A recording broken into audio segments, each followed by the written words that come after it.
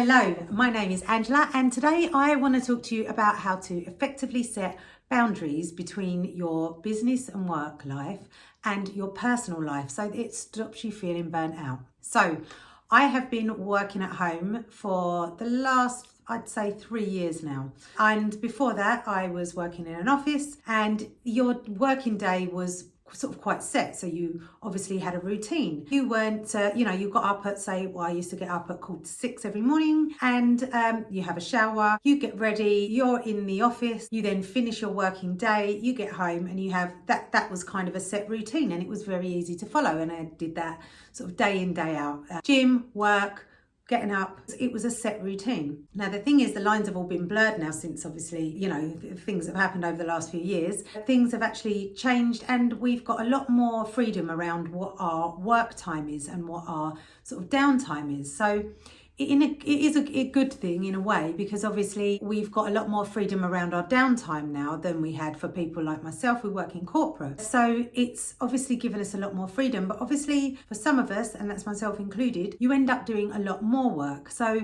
in this video, I just want to try and sort of give you some ideas that help you be able to separate and set some boundaries around what your work and what your personal life should be like, or what some ways that you can manage that so that you don't end up feeling burnt out. And when it comes to having your downtime, just feeling sort of quite drained and not knowing what actually to do, which is some of the things that a couple of my clients have had, is that they work so much that they don't actually know what to do on their downtime, or they're just so used to working now. So here's some of the strategies that I have used and that I've advised my clients to use as well. So one thing I do is have a separate workspace. So currently I'm filming in my lounge because the light's better in here, basically.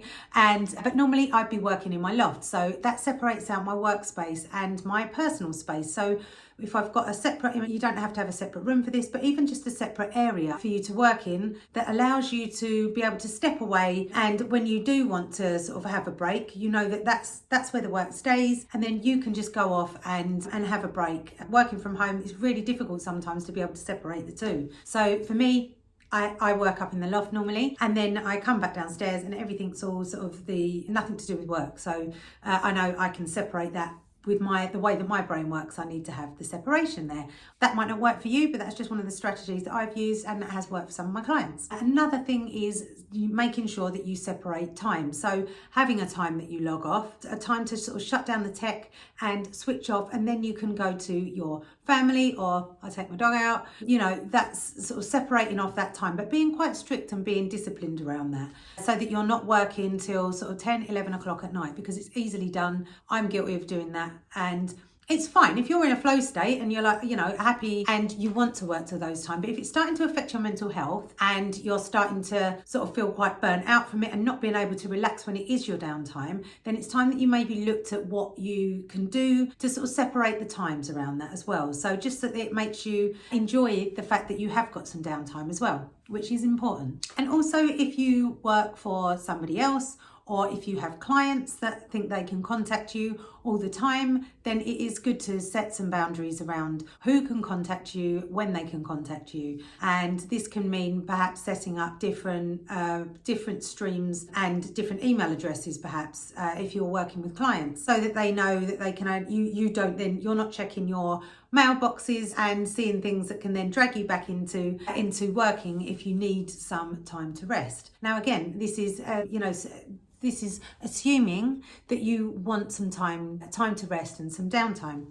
So just setting those boundaries around who can contact you when, and when you will reply to things, whether or not that is communicating to clients that I'm only available to you between the hours of 9 and 5, or I only answer emails on Mondays and Fridays.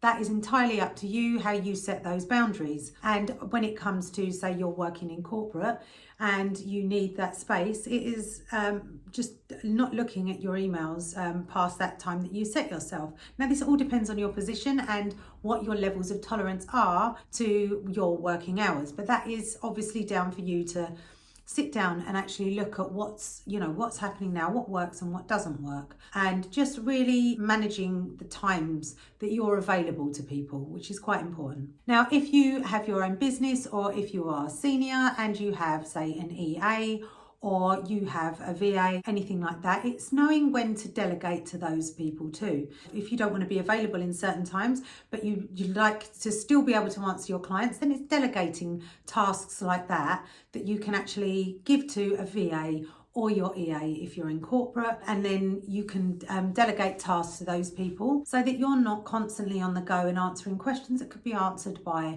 other people that aren't necessarily as important as the work that you need to be concentrating on. And that can just take that layer of sort of stress out of that part of your day as well. And also making sure that you take care of yourself and take breaks, even if you are sort of working in a flow state where you're immersed in your work at the time. You really do need to make sure that you take some breaks. Now, that can be meditation, that can be walking my dog is what I do when I've been quite working and immersed in my working day. I like to just take a break, walk down to the beach with my dog and just get some fresh air.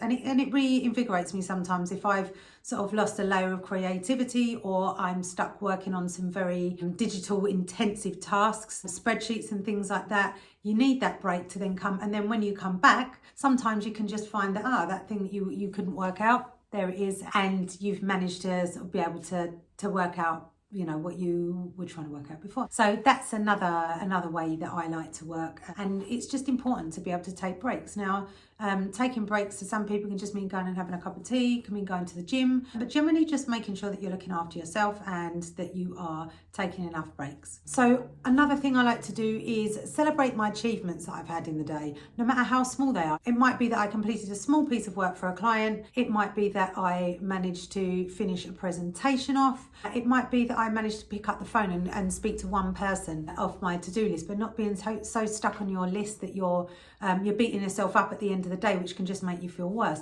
So realistically, just at the end of the day, just celebrating those achievements, no matter how small or even how big they are, just making sure that you celebrate some of your achievements and really look back on your day and leave it on a positive note as well. And another thing that I think is really important is being present. Be that in your work or your business. If you are working on that, make sure you're 100% in. And if you are in your personal life and you're spending time with your children, your husband, your partner, just make sure that you are 100% in on that too. There's nothing worse than being out with somebody or trying to hold a conversation with somebody when they're, say you're having dinner and they're looking at their phone. You're avoiding that connection then with somebody, especially if it's your loved ones. And that is really important for you to be able to separate and avoid burnout as well. It's just being able to be in the present moment and communicate well with your loved ones or your dogs, and just be able to be present, and whether that is actually whilst you're working or